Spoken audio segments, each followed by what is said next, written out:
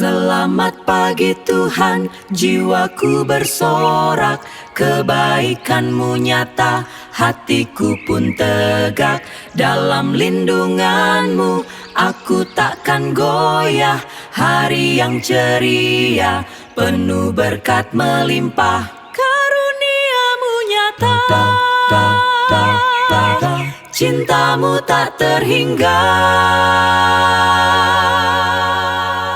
Shalom, selamat pagi umat Tuhan. Renungan pagi pada tanggal 17 Maret 2026 berjudul Catatan Utama dari Pemahaman Anggota Advent Hari Sabat. Sebelumnya mari kita berdoa. Bapa Surgawi yang penuh kasih, kami berterima kasih atas hari yang baru dan kesempatan untuk kembali merenungkan akan firman-Mu.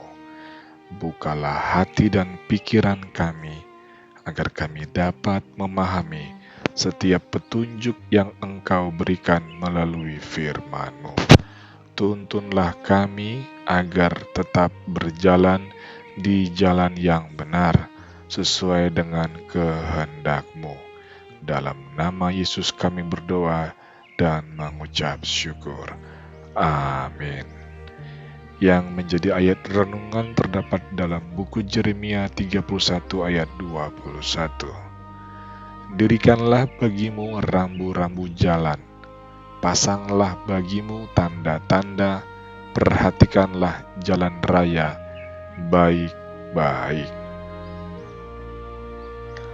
Joseph Bates tidak pernah memisahkan sejarah dan teologi.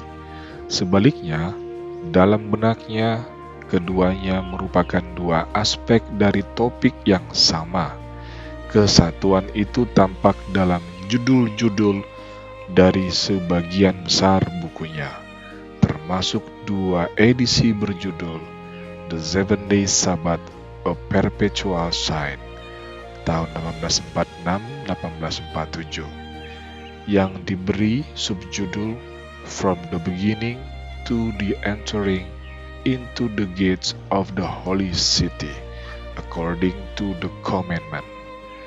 Kecenderungan historis yang sama itu tampak paling jelas dalam bukunya yang berjudul Second Advent with Marks and High Hopes, or a Connected View of the Fulfillment of the Prophecy by God's Peculiar People from the year 1840 to 1847.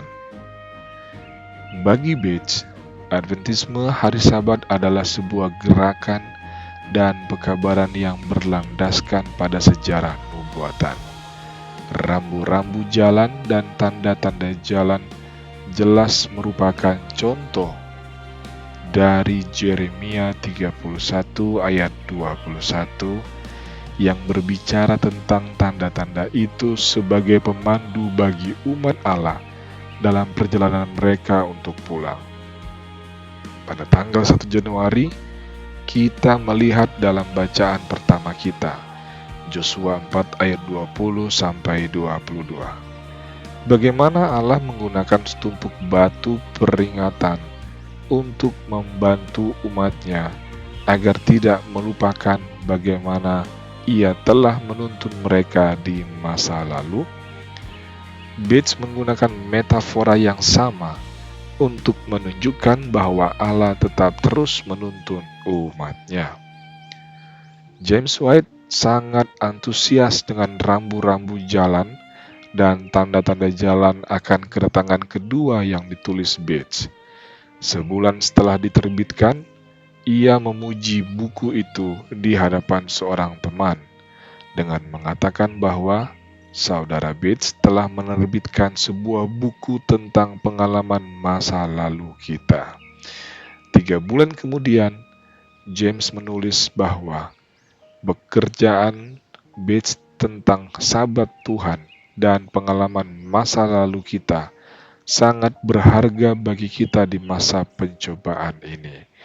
Ia melanjutkan dengan bersyukur kepada Tuhan karena telah memampukan saudara Bates sehingga ia telah dengan jelas menyelaraskan pengalaman masa lalu kita dengan Alkitab, dan juga dengan jelas menjawab pertanyaan tentang Sabat.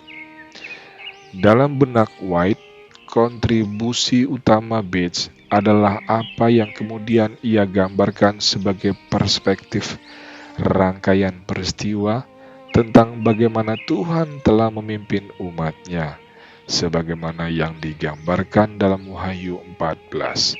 Pemahaman urutan peristiwa itu dimulai dengan khotbah William Miller tentang kabar baik mengenai kedatangan kedua, Wahyu 14 ayat 6 dan 7.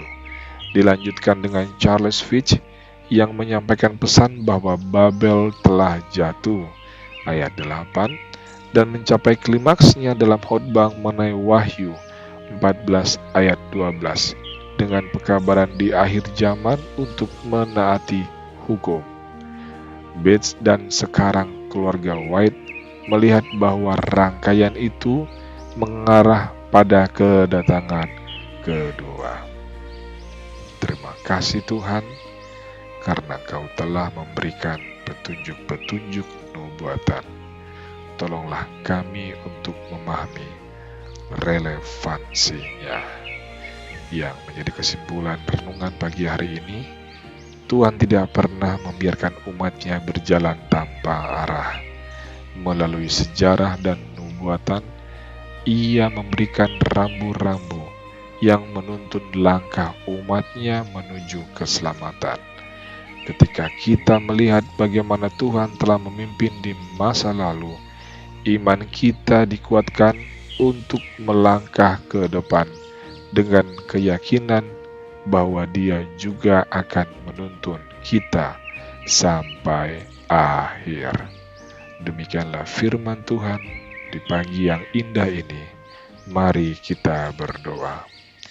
Bapa yang penuh kasih, ajarlah kami untuk peka terhadap setiap petunjuk yang Engkau berikan di dalam hidup kami. Tolong kami agar tidak melupakan bagaimana Engkau telah menuntun kami di masa lalu, dan berikan kami iman untuk terus mengikuti jalan-Mu sampai akhir. Di dalam nama Yesus kami berdoa dan mengucap syukur. Amin. Kiranya dengan kuasa tangan Tuhan yang tidak kelihatan itu menuntun kehidupan kita, pekerjaan dan usaha kita sepanjang hari ini hingga selamanya. Amin.